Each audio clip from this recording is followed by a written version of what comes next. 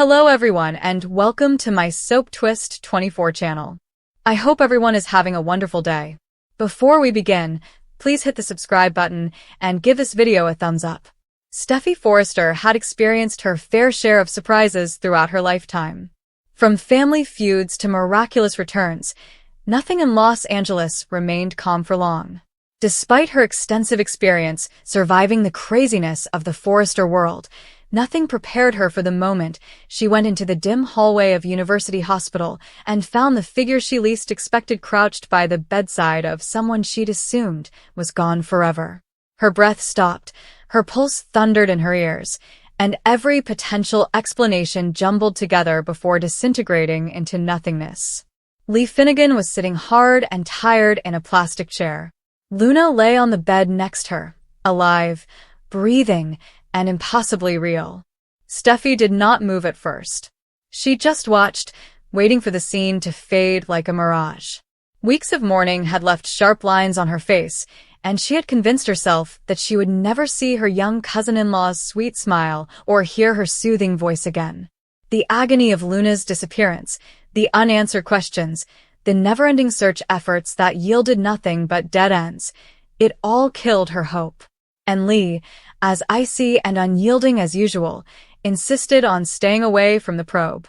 Yet here she was. Luna was also present, alive. However, she is pale, delicate, and visibly distressed. The air smelled like antiseptic and machine pulses. Luna's chest rose and fell beneath the white cover, each breath appearing thin and tremulous. Her hair, which was formerly shiny and carefully kept, now lay limp on the pillow. Steffy stepped closer, her astonishment palpable on her tongue. Lee. Her voice crackled. What is this? Luna, is she alive? Did you know? You've been taking care of her the entire time? Lee's shoulders tightened at the mention of her name. She stood slowly, exhaustion obvious in every step. She hadn't slept for days, maybe not longer. Her eyes were full with remorse, rage, and what appeared to be dread. She positioned herself between Steffy and the bed, taking the intuitive attitude of a doctor safeguarding her patient, or a mother protecting a secret. She needs rest, Lee stated calmly, her tone attempting to keep its customary calm. Please keep your voice down. Steffy ignored the request, her anger seething. Rest? Lee, people feared she had died. We mourned her. RJ. She cut herself short, clamping a shaking fingers over her lips. Does he know? Does anyone? Lee breathed and returned her gaze to Luna, as if to ground herself in her surroundings. No, she confessed. Nobody knows. I did not notify the police, Finn, or anyone in the family.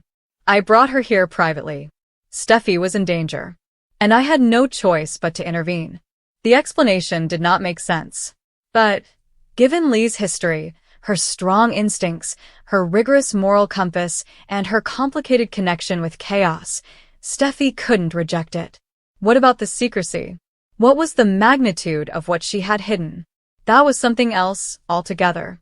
Start talking, Steffy commanded. Now. What has happened to her? Why didn't you tell us she had survived? Lee paused, and for a fleeting moment, Steffy noticed the mask crack. The flawless Dr. Finnegan, who had always been in charge and certain of her decisions, now appeared to be a woman struggling with impossible choices. She came into my care unexpectedly, Lee told me. Someone abandoned her outside the emergency entrance. She was unconscious, dehydrated, and bewildered. The hospital staff did not recognize her at first. But I did. Her jaw tightened. She'd been drugged. And whomever did this to her did not want her discovered. Steffy's mind raced.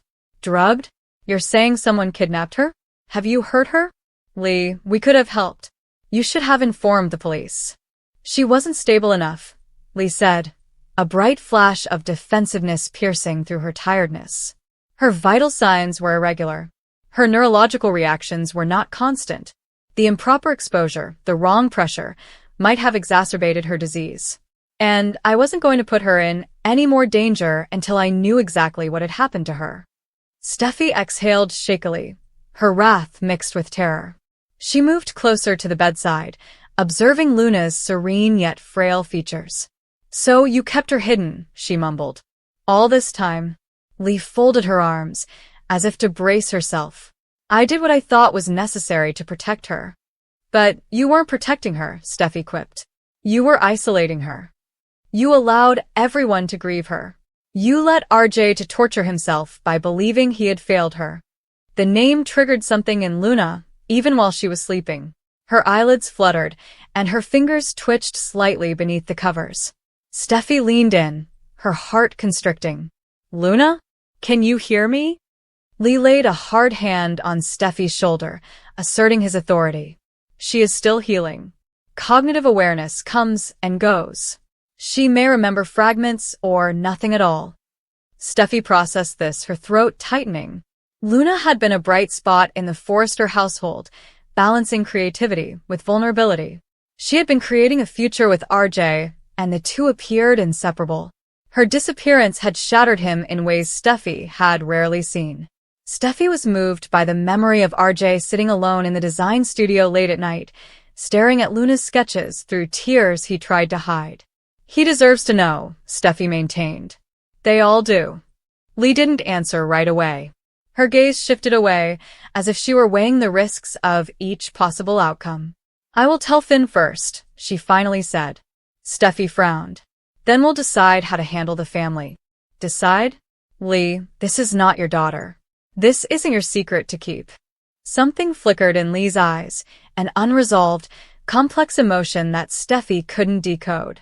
"Family is not only biological," she murmured softly. "I have been responsible for Luna. I've watched her make decisions she wasn't prepared for. I've seen how others can influence her.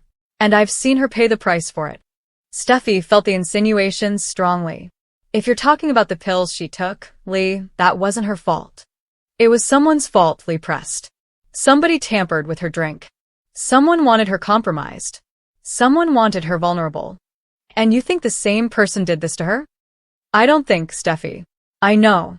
Lee's assurance made Steffy's skin prickle. "Who?" she inquired. "Who are you protecting her from?"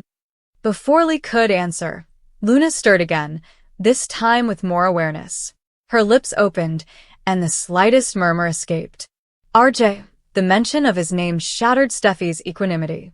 She clasped Luna's hand instantly. "Luna, sweetheart, it's Steffy. You're safe. You're okay." Tears stung her eyes. "We've been looking everywhere for you." Luna tried to open her eyes, but only managed to flutter. "Dark. I couldn't get out." Her voice broke into wheezes. Lee swiftly adjusted Luna's oxygen flow and checked her pulse. "Try not to push her," she urged. "Her body is still detoxing." But Luna wasn't finished. "Someone followed me," she whispered. "Couldn't see their face, they grabbed me." "RJ, tell him. I didn't leave." Steffy squeezed her hand tighter. "We know. None of this is your fault. You did nothing wrong." But Luna's fearful expression told a different story. She was still locked somewhere in the memory, still striving to understand what had been done to her. Lee watched silently, her professional facade cracking more with each passing second. Her stance was increasingly tight, her jaw hard. Steffy turned back toward her. "You knew the moment she came in that someone targeted her," she added quietly. "That's why you didn't attend any of the search meetings. That's why you shut everyone out." Lee lowered her gaze. "There are things I suspected, but could not prove. And I wouldn't put Luna's safety at risk until I could confirm them." "But you still haven't named who you believe did this," Steffy pressed. Lee's hesitancy lasted just long enough to confirm Steffy's developing concern. "Because once this name is spoken," Lee added softly, "there's no going back." Steffy braced herself. "Tell me." Lee pulled in a breath, steady but heavy. "Poppy," she announced. The name hit Steffy like a punch. "Poppy? Her mother?" "Lee, that's impossible. She adores Luna. She also enjoys shortcuts. She loves money. She adores attention. And someone with her history of irresponsible behavior, her involvement with dangerous individuals, her inability to tell the truth consistently." Lee shook her head. "I have more reasons than you realize to believe she's involved." "That doesn't make sense," Steffy said, skepticism creeping into her voice. Why would Poppy hurt her own daughter? To maintain control, Lee explained. To keep influence. To keep Luna from wandering too far from her orbit. Or because someone she became involved with want control over her. Lee breathed. We don't know yet. Luna whispered softly. Mom didn't know. Steffy froze.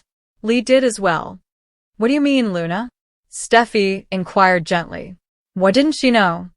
Luna fought, her voice faint and wavering. Wasn't. Mom. I don't think. Her voice faded as fatigue drew her back in. Steffy wiped her eyes. We need answers, she explained. Real answers. No assumptions. Lee nodded grudgingly. We'll get them. Once Luna is stable enough to speak clearly. They were silent for a few moments. Only the sound of machines and Luna's breathing filled the room. Steffy then took a step back to compose herself. I am calling Finn. And RJ. Not later. Not after you believe it's safe.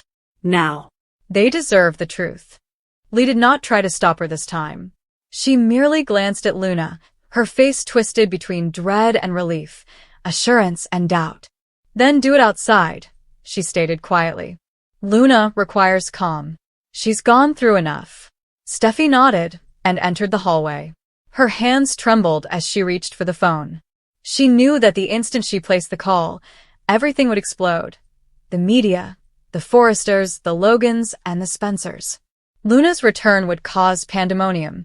Accusations, investigations, and tensions resurfaced from the past. RJ's reaction to Luna's painful memories would determine whether he would mend or break down. But Steffy also knew that secrets in this family tended to burn brighter the longer they were buried. And this secret, this tragedy shrouded in mystery, had the power to burn everyone involved. As she dialed Finn's number, she peeked back through the small glass in the hospital door. Lee remained near Luna, her head bent and her hand delicately adjusting the blanket. For the first time, Steffy saw a woman frightened of losing someone she had grown to care deeply about, rather than the severe doctor or the controlling mother figure. A lady tormented by mistakes, both her own and others. A woman clutching hope as if it were the last lifeline she had. Steffy muttered to herself, Luna, we will not let this happen again. I promise. Luna stirred again within the room, her voice faint but carrying a single phrase that would change everything once more. Help. Steffy knew this was just the beginning. Steffy Forrester stood transfixed in the doorway of the Cliff House guest room, the salty Pacific wind blasting through the open window, conveying the faint metallic aroma of blood that lingered in the air from the night before. Her heart smashed into her ribs, like a caged bird. The bed was carefully made, the white duvet put down with hospital corner precision, and Luna Nozawa sat there, resting against a mountain of pillows. Alive. Breathing. She smiled the same peaceful, somewhat detached look she had the night she held a blade to Steffy's throat. Steffy's pocketbook fell from her numb fingers and landed on the hardwood with a dull thud. The sound jolted Lee Finnegan from her seat on the edge of the mattress, and she tenderly wiped Luna's forehead with a cool cloth. Lee's doctor instincts kicked in first, and she rose effortlessly, acting as a human shield between the mother and daughter. Steffy, Lee remarked, her voice low and controlled, as if she didn't want to irritate the patients in the insane unit. You shouldn't be here. Steffy's mind whirled. It was her residence. Her family's home. Luna had confessed gleefully to murdering Tom Starr and Hollis, framing Poppy, and drugging her own mother for months, all while wearing that beautiful intern smile at Forrester Creations, the same house in which Luna attempted to assassinate her. And now Lee Finnegan, the woman who had once held a knife to Sheila Carter's throat, was delicately spooning broth into the mouth of the girl who had nearly killed Steffy. Luna's large, deceptively innocent blue eyes flickered up to meet Steffy's. For a single second, the mask slipped, revealing the icy, predatory glare that had tormented her nightmares. Then it went, leaving behind wide-eyed fragility. Steffy, Luna said quietly, her voice shaking like she was the victim here. I'm so sorry. I was not myself. Steffi's throat tightened. The pills and mints Mommy gave me, they made me do terrible things. She made an unintentional step backward, her spine striking the doorframe. You're supposed to be in custody, she said. The police, Bill. He said you were being evaluated at a psychiatric facility. I was, Lee replied softly. Too smooth. But Luna experienced a serious dissociative break. The doctors at the county hospital agreed that she needed specialized care. Private care. Strings? I pulled some. Steffi's voice cracked like a whip. Lee. She tried to kill me. She trapped me in a cage. She laughed as I begged for my children. Lee did not flinch. And I'm not making excuses for what she did. But Luna is my daughter, Steffy. My bloodstream. Her mother poisoned her slowly and systematically for years. Poppy's special mints contained a combination of benzodiazepines and hallucinogens. Luna's brain chemistry was changed. She didn't know what was right and wrong, Steffy said with a dry laugh. That is convenient. Very convenient. Tell me, Lee, did you uncover this miraculous diagnosis before or after you staged her death? The room became absolutely silent. Luna's bottom lip trembled. A single tear rolled down her cheek with Oscar-worthy timing. I did not make anything up, Steffy. I attempted to end it. I couldn't accept what I had done. I took too many medicines. Aunt Lee found me on time. Aunt Lee. The phrase landed like a slap. Since when did Lee become Aunt Lee to the girl that scared half of Los Angeles? Steffi's gaze shifted to the bedside table. A bottle of prescription sedatives was sitting next to a glass of water. The label read, L. Luna had been hiding her last name, Nozawa, for months. Lee denied having any link to the same last name until DNA revealed otherwise. You moved her here, Steffy explained slowly, piecing it together. Come into my house. While Finn is working extra shifts in the hospital to save actual victims, you brought the girl who attempted to murder his wife into our home. Our bed could be 10 feet from where she slept. Lee's chin rose. This is also my son's house. And Luna is family? Steffi's voice grew to a near shriek. She isn't family, Lee. She is a sociopath who played us all. She seduced RJ, drugged her own mother, and murdered 2 men in cold blood. Stop it.